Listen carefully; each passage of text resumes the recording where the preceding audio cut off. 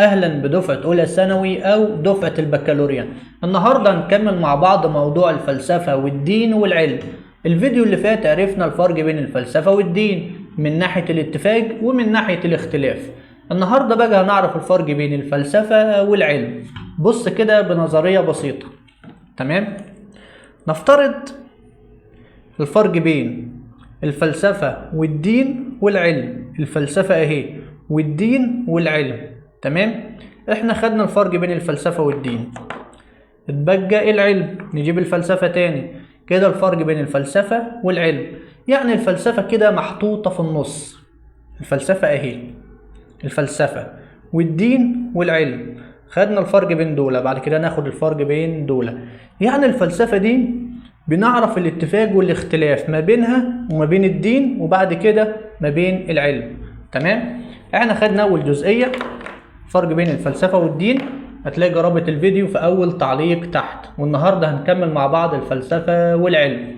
بص بقى، طب هو احنا يعني خدنا الموضوع ده ليه اصلا؟ ايه فايدة موضوع الفلسفة والدين والعلم؟ زي ما قلت لك ان في اختلافات ناحية الفلسفة. تمام، فالاختلافات دي احنا عايزين نجمعها كلها، وان مفيش فرق بين الفلسفة والدين والعلم، وان الغاية بين التلاتة واحدة. تمام، ندخل بعد كده الفلسفة والعلم. تمام، بين العلم والفلسفة اختلاف وليس خلاف.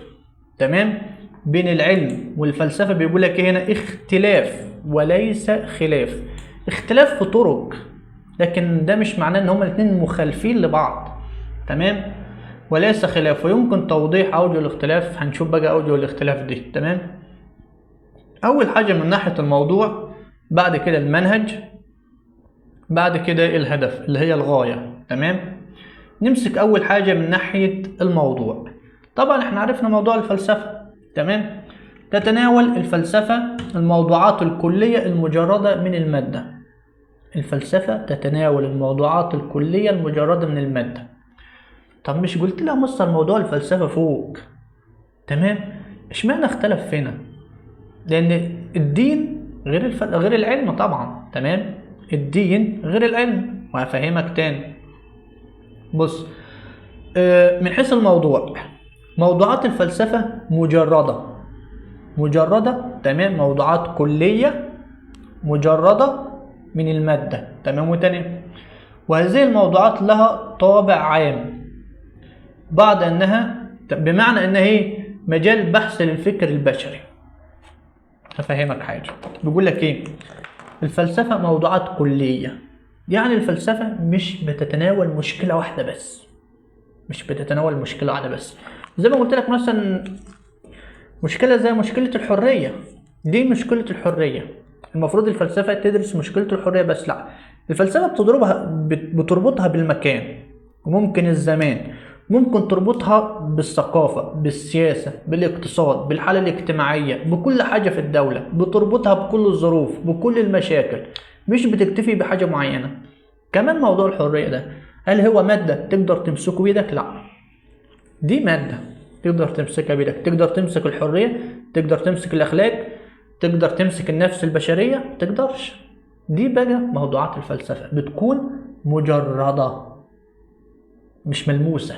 تمام، بس كده. هي دي موضوعات الفلسفة، موضوعات كلية ومجردة. تمام، كلي مجرد معناه انها شيء معنوي، ولا اقدر امسكه ولا اشوفه ولا المسه. ندخل بقى على موضوعات العلم. تمام، العلم اهو يقول لك العلم جزئي مادي حسي، بمعنى يتناول العلم الموضوعات الجزئية الواقعية، تمام، المحسوسة، والتي يمكن إخضاعها للمشاهدة والبحث والتجربة. باختصار يقول لك العلم ده بيدرس الموضوعات الجزئية. يعني ايه الموضوعات الجزئية؟ ده قلم، انا هدرس القلم ده مثلا، انا اخترعت القلم ده. العلم بقى مهمته ان هو يخترع القلم بس، او يعمل لي القلم ده. مهمة بس جزئية. كل علم وليه تخصص. انا مهمتي اخترع القلم ده بس، ماليش دعوة باي حاجة تانية. تمام، عشان كده في مثلا تلاقي عالم فيزياء، عالم كيمياء، عالم احياء، عالم جيولوجيا، عالم رياضة. طب ما تلاقيش عالم بيدرس كل ده. انت مثلا لما بتدخل كلية علوم فيزياء، علوم كيمياء، علوم احياء، علوم جيولوجيا، علوم رياضة، ده العلم. كل عالم بيدرس جزء من المادة، ما بيدرسهاش كلها. اختراع الكمبيوتر ده علم تمام، يقدر يخترعه عالم الجيولوجيا عالم الاحياء؟ لا، ده ليه، ده حاجة وده حاجة تانية. فالعلم بيدرس الموضوعات الجزئية، كل واحد بياخد حتة صغيرة بيدرسها. ايه تانية؟ المادية، الموضوعات الجزئية الواقعية المادية. يعني شيء مادي، يعني اقدر مسكته اهو. الشيء المادي الشيء اللي انا اقدر امسكه، مش شرط امسكه، اسمعه مش شرط اسمعه، اشوفه مش شرط اشوفه، بس ممكن احسه. المهم ان هو حاجة انا واقعية مادية انا شايفها قدامي، سواء شايفها، سمعها، حاسسها، لمسها. المهم ان دي موضوعات مادية اقدر اعمل عليها تجربة في المعمل، واجيب الاختراعات بتاعتي بقى والاجهزة بتاعتي واعمل عليها تجربة. هل مثلا موضوعات الفلسفة زي موضوع الحرية والاخلاق اقدر اجيب الحرية والاخلاق احطها في المعمل واعمل عليها تجربة؟ ما تجيبها ازاي؟ شيء معنوي ما يتمسكش، مش مجرد. تمام، قصدي موضوع مجردة من المجردة ما بتتمسكش. تمام. احب يقول لك هنا شوية امثلة. دراسة مفاهيم مجردة كالحرية، زي ما قلت لك الحرية مجردة ولا انت تقدر تشوفها ولا تسمعها. العدالة مجردة. دراسة القيم، المثل العليا، لا الاخلاق يعني، كالحق والخير والجمال. دراسة الوجود بشكل عام، الوجود كله مش حتة صغيرة منه، لا بتدرس الوجود ككل. تمام. وحداثة الكونية والكلام. دراسة مشكلات الجبر والإلزام الخلقي، برضو موضوعات معنوية. تمام. ندخل بقى عليه أمثلة مثلا لموضوعات العلم. زي ما قلت لك دراسة علم الفيزياء للصوت والضوء، حاجة بياخد جزء بس. دراسة علم الكيمياء التفاعلات الكيميائية. دراسة علم الجيولوجيا لطبقات الأرض. دراسة علم الرياضيات للكم والعمليات الحسابية. دراسة علم التاريخ الواقعات والأحداث التاريخية. كل عالم بياخد جزء في العلم، لكن الفلسفة بتاخد كله على بعضه. بعد كده من ناحية المنهج. تمام. المنهج، الفلسفة بنستخدم المنهج ايه؟ المنهج العقلي. طالما انا الحاجة دي ما اقدرش احطها تحت تجربة ولا احسها ولا اشوفها، كده انا مش كده انا هستخدم حاجة واحدة بس، المنهج العقلي التأملي. تمام. المنهج التحليلي، اقعد كده مع نفسي اتأمل، بعد كده افكر بالعقل، بعد كده احلل النتيجة اللي انا وصلت لها. تمام. عقلي لان الفيلسوف يعتمد على عقله فقط في اكتساب المعرفة، بعيدة عن الحواس خالص. تمام. تأملي لأن الفيلسوف ينظر الحقائق ويتأملها من خلال رؤيته الخاصة. تمام. تحليلي لأن الفيلسوف يمتلك عقلية تحليلية ناقدة، يعتمد عليها حتى يصل إلى الجذور الأولى لكل موضوع يتناوله. تمام.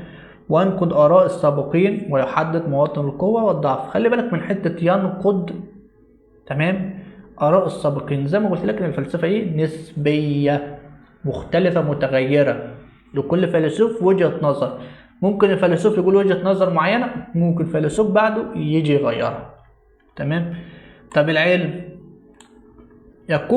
يقوم العالم عند دراسة وتفسير أي ظاهرة بالمشاهدة، الملاحظة، ثم فرض الفروض، ثم التحقق من صحة الفروض بالتجربة من أجل الوصول إلى القانون العلمي. بمعنى إيه؟ بيقول لك الفيلسوف العالم لما بيجي يدرس الظاهرة، تمام، بالمشاهدة والملاحظة. الظاهرة هو شايفها قدامه، زي اللي بيعمل تفاعلات كيميائية. واحد بيعمل تفاعلات كيميائية، هو شايف التفاعلات قدامه أصلا، شايفها قدامه بتحصل، شايفها بعينه. تمام. بعد ما يشوفها وبيحصل ويشوف ايه اللي بيحصل في التجربة دي، يبتدي يسجل ايه اللي بيحصل كذا وبيحصل كذا، تفاعل الاكسجين مش عارف مع ايه اكسجين مثلا كذا، بيسجل اللي هو شايفه بعينه. بعد كده يعمل ايه؟ يبتدي بقى يتوصل قانون علمي ثابت. هل حد يقدر يغيره؟ لا. اذا كان في عالم وصل لقانون علمي ثابت محدش هيغيره. الا نادرا القانون العلمي بيكون ثابت، 1 زائد 1 يساوي 2، الموضوع منتهي خلاص. تمام؟ زي في الرياضة 5 زائد 5 بيساوي 10، موضوع منتهي. علم الرياضيات خلاص منتهي، 5 زائد 5 يساوي 10. هل حد ممكن بعد مرور الزمن يجي وراها؟ لا، الموضوع منتهي خلاص. تمام؟ بيقول لك هنا شوية أمثلة، مثلا أمثلة على الفلسفة، على المنهج الفلسفي. اعتماد سقراط على العقل وتحليل الألفاظ وردها إلى معانيها الأصلية لمواجهة مغالطات السوفسطائيين. سقراط ده فيلسوف من أكبر فلاسفة اليونان، تمام، في العصور اللي هي قبل الميلاد. فسقراط ده اعتمد عليه العقل والتحليل، تمام، عشان يرد بعد كده يردها لمعناها الأصلية. طب ليه؟ عشان يرد على السوفسطائيين. السوفسطائيين برضه فلاسفة، فسقراط فيلسوف والسوفسطائيين فلاسفة، هما الاتنين بيتحدوا بعض، تمام، بالعقل. اعتمد ديكارت على الشك المنهجي اللي هو العقلي المؤقت. ديكارت ده برضه فيلسوف من أكبر الفلاسفة، تمام. اعتمد على الشك المنهجي المؤقت لتطهير العقل من الأفكار الخاطئة والمشكوك في، والتي تأتي عن طريق الحواس. ديكارت عمل ايه؟ اعتمد على الشك عشان يصحح الأخطاء اللي جت عن طريق الحواس. زي ايه مثلا؟ تعرف ظاهرة السراب؟ تقريبا خدتها قبل كده في العلوم، هو مش ذاكرة يعني، بس انا بقول لك مثلا يعني ظاهرة السراب دي تقريبا لو رحت مثلا في مكان صحراء، مش شرط صحراء، على الطريق عادي، وجيت في الصيف كده في عز الظهر او بعد الظهر بشويه، بتبص على الطريق بتحس ان في ميه. هو مفيش ميه ولا حاجه، حواسك بتخدعك، هو مفيش ميه ولا حاجه، فهنا حواسك بتخدعك. ده اللي كان بيعمله ديكارت، تمام. بيستخدم الشك عشان ايه؟ عشان يعالج الافكار الخاطئه اللي جايه من خلال الحواس. هقول لك مثال تاني. انت بتشوف الحاجه بتكون بعيد عنك، بتكون صغيره، بس هي مش صغيره، هي في الحصل كبيره اصلا. من حيث الهدف بقى البحث عن العلل البعيدة والمبادئ الأولى. الفلسفة البحث عن العلل البعيدة والمبادئ الأولى، بيبحثوا عن أصل الشيء عشان يقدروا يوصلوا له. هدف العلم البحث عن العلل القريبة والأسباب المادية المباشرة. العلم بالنسبة له، أنا اكتشفت القلم ده، الموضوع منتهي. العلم بالنسبة له طالما اكتشفت حاجة أنا شايفها قدامي، الموضوع منتهي، ماليش دعوة بقى هي جت ازاي، عملت ايه، ماليش دعوة. أنا ليا دعوة، العلم ليه دعوة باللي شايفه قدامه، ملوش دعوة بالباقي، تمام. بيقول لك هنا مثلا مثال: لم يكتفي الفيلسوف بوجود الجاذبية الأرضية. الجاذبية الأرضية مثلا، الفيلسوف ما اكتفاش بقانون الجاذبية، لا، بل ولكنه تسأل لماذا توجد الجاذبية الأرضية؟ لماذا توجد الجاذبية الأرضية؟ عاوز أفرق بين نيوتن والفيلسوف. نيوتن هنا كعالم اكتشف الجاذبية الأرضية، تمام. لما التفاحة وقعت عليه اكتشف الجاذبية الأرضية، عمل قانون، الموضوع منتهي، بس خلصنا كده. شاف تفاحة، قلم وقع في جاذبية أرضية، عملت قانون، كده أنا خلصت. هعمل حاجة تانية؟ لا. لكن الفيلسوف يقول لك إيه؟ لماذا توجد الجاذبية الأرضية؟ ومن أين وجدت الجاذبية الأرضية؟ وكيف وجدت؟ يعني وايه فايدتها؟ اللي هو ايه؟ بيلف حوالين الموضوع، مش بيكتفي ان انا اكتشفت الجاذبيه الارضيه، لا، فالفيلسوف بيحاول يسال اسئله كتير، تمام. مثال تاني: لم يكتفي الفلاسفه بالسبب المباشر الذي ادى الى وفاه شخص، انا ما يهتمون بالاشخاص. هقول لك مثال تاني: لما الشخص بيموت، تمام، شخص مات اتوفى عادي والدنيا خلصت، تمام. فلسفة بقى يجي يقول لك ايه؟ فيلسوف يجي يقول لك ايه؟ في حياة تانية بعد الموت. طب الواحد لما بيموت ايه اللي بيحصل بعدها؟ وهل في حساب؟ طب ايه اللي بيحصل لجسم الانسان؟ طب بعد مثلا ما جسم الانسان يتحلل مثلا، الروح اللي ساكنة فيه بتروح فين؟ ايه اللي بيحصل له؟ ايه مصيره؟ هو بيروح فين؟ دي كلها اسئلة بتسألها الفلاسفة، واظن طبعا الدين موضح لنا كل ده، فمفيش فرق هنا بين الفلسفه والدين، نفس الاسئله اللي بتسالها الفلسفه بتجاوب عليها الدين، تمام. لكن العلم، شخص توفى، مات، اتدفن، خلاص، اتحلل. طب العلم يقوله طب ايه مصيره بعد الموت؟ العلم يقول لك ما اعرفش، مش مشكلتي، مش موضوعي انا ده. لكن الفلسفة هنا اللي بتسأل من حيث طبيعة الحكم. يعني طبيعة الحكم يعني اقدر احكم على الحاجة دي واقول ده موضوع منتهي، ولا ممكن يتغير؟ الحتة اللي كنت بقولها لك الحقائق الفلسفية زي ما قلت لك ايه، من حيث طبيعة الحكم، يعني انا اقدر احكم على النتيجة اللي انا وصلت لها بايه، او خلاص ده حكم نهائي ولا لا. في الفلسفة زي ما قلت لك دي ذاتية متغيرة، اقدر اغير وجهة نظر الفيلسوف مفيش اي مشكلة. تمام. حيث تتعارض الاراء الفلسفية ووجهات النظر حول الموضوع لوحده، وذلك لان كل فيلسوف يتأثر بخبراته وبظروف مجتمعه وعصره. انا بحل مشكله زي مشكله الحريه، حلتها بطريقه وعرفت الحريه، ممكن يجي واحد تاني يعرفها بطريقه تانية. انا مثلا لو انا فيلسوف مثلا عايش في مصر، فوجهه نظري انا من خلال الحريه هتكون عكس وجهه نظر تاني حد عايش مثلا في دوله اجنبيه، الحريه عنده هو غير الحريه عندي انا، فهنا مختلفه متغيره. طب العلم موضوعيه ثابته، الحكم في العلم موضوعي ثابت، بمعنى ما بيتغيرش، مفيش اختلاف، لا مجال لاختلاف العلماء، لان مراجعهم واحد وهو الواقع والتجربة. في العلم مثلا دي فلاشة مثلا بحطها في الجهاز بتظهر لي معلومات، هل حد يقدر يجي بعد كده يختلف في الموضوع ده؟ محدش، لان خلاص التجربة قدامي. لو انا قلت لك ان انا نقلت الصور من الفلاشة دي على الجهاز مثلا، هل هتيجي بعد 5 سنين تقول لي لا مفيش حاجة اسمها فلاشة تنقل صور على الجهاز؟ اقول لك ما الجهاز جنبيك قدامك، لان دي حاجة انا شايفها.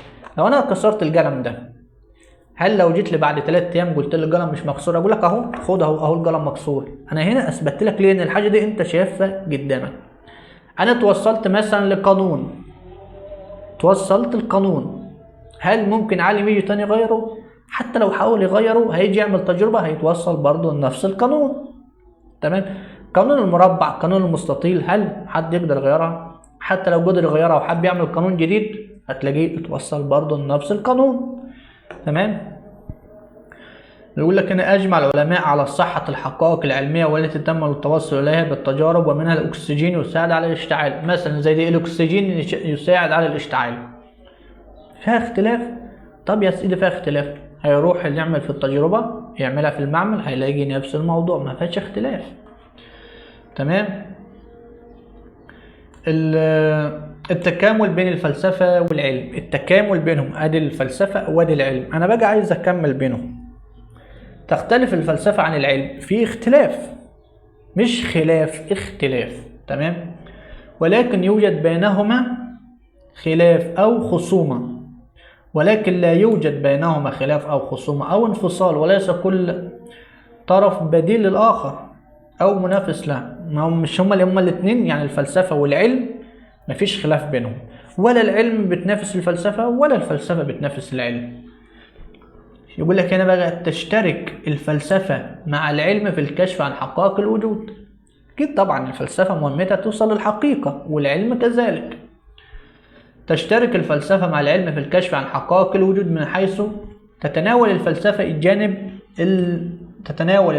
الجانب المعنوي، الفلسفة بتتناول الجانب المعنوي اللي هو الغير محسوس، وتهتم بالقضايا التي ما زالت مجال بحث ونقاش وقبول أو رفض. يتناول العلم الجانب المادي، الفلسفة الجانب المعنوي، العلم الجانب المادي، ويهتم بالقضايا والموضوعات التي لا جدال عليها ويحكمها قانون علمي متفق عليه. هنا بيقول لك شوية أمثلة. الثورة العلمية في مجال الطب مثلا يعني مجال الطب، الثورة العلمية في مجال الطب زي زراعة الأعضاء. تمام. والإنجاب بالتلقيح الاصطناعي أتاحت المجال لدخول الفلسفة لمناقشة الإشكاليات الأخلاقية لهذه الإنجازات العلمية. معنى إيه مثلا؟ زراعة الأعضاء، العلم ما عندوش أي مشكلة إن هو يزرع أعضاء. الفلسفة بقى هل زراعة الأعضاء دي صحيحة أو مش صحيحة؟ هل زراعة الأعضاء دي من الناحية الأخلاقية ينفع الواحد يعملها ولا ما ينفعش؟ هل من الناحية الدينية ينفع الواحد يعملها ولا ما ينفعش؟ طب لو ينفع، انت بتجيب الأعضاء دي منين؟ الفيلسوف هنا بيسأل العالم، انت بتجيب الأعضاء دي منين؟ هل بتاخدها من شخص تاني؟ طب ده أخلاق انك تاخد أعضاء من شخص وتحطها في شخص تاني؟ هل بتشتريها من شخص تاني؟ طب ما ده برضه مش من الأخلاق انك تشتري عضو من شخص تحطه في عضو تاني في شخص تاني، مش من الأخلاق انك تعمل كده. تمام؟ هقولك مثلا مشكلة زي في ناس بتعمل عمليات زي اللي عمليات التجميل، في عمليات تانية بتعمل تحويل. في ناس بتعمل عمليات تجميل وبتعمل عمليات تحويل. عملية التجميل دي هل هي بالنسبة للعلم مفيش أي مشكلة، بيعمل عملية تجميل ومفيش أي مشكلة. طب هل ده من ناحية الفلسفة، من الناحية الأخلاقية ينفع ولا منفعش؟ صح ولا غلط؟ طب من الناحية الدينية هل ينفع الواحد يعمل عمليات تجميل والكلام ده؟ طبعا صح. غلط، قصدي غلط، لأن في آية قرآنية بتقول إن العمليات التجميل دي غلط. تمام؟ وآية واضحة على فكرة بس أنا مش متذكرها دلوقتي، بيقول إن مش فاكرها. طب هل عمليات التحويل غلط ولا صح؟ من ناحية العلم مفيش أي مشكلة، من ناحية العلم مفيش أي مشكلة. طب من ناحية الفلسفة، هل ان الشخص مثلا يكون راجل ويحول لست، هل ده من الاخلاق ان الواحد يعمل كده؟ هنا الفلسفه بترد اسئله كتير. طب من ناحيه الدين، هل ينفع الواحد يعمل عمليه تحويل؟ من ناحيه الدين غلط تماما، غلط تماما. لان حتى لو الراجل عمل عمليه تحويل لست، هو من بره هيكون ست لكن من جوه هيكون راجل، فهنا يبقى في لخبطه ممكن تؤدي لوفاه الشخص نفسه. اصلا الدين ما عندوش اي مشكله، العلم ما عندوش اي مشكله. المشكلة هنا بقى اللي بيبحث عنها الفلسفة، والدين كده كده موضحه بطريقة من النصوص الدينية. الفلسفة هنا بقى اللي بتسأل الأسئلة دي. فالفلسفة بتدخل في مجالات العلم كلها، انت بتعمله تجارب، بتعمل عمليات. طب التجارب اللي انت بتعملها دي ممكن تضر بيها ناس، ممكن هل من الصح انك تعمل كده ولا لا؟ تمام؟ بس كده خلص موضوع الفلسفة والعلم. ان شاء الله الفيديوهات اللي جايه هنحل مع بعض عن الموضوع ده. تمام، نحل اسئله كتير مع بعض كده عن الموضوع ده. بعد كده هندخل على موضوع على الفلسفه نفسها بقى، وده من احسن الموضوعات اللي انا بحبها. يعني احنا كده لا التفكير الناقد والتفكير الابداعي. بعد كده ندخل على الفلسفه نفسها. كده الفيديو خلص. يعني اتمنى ما اكونش طولت عليك، بس حبيت افهمك الدنيا واحده واحده كده. السلام عليكم ورحمه الله وبركاته.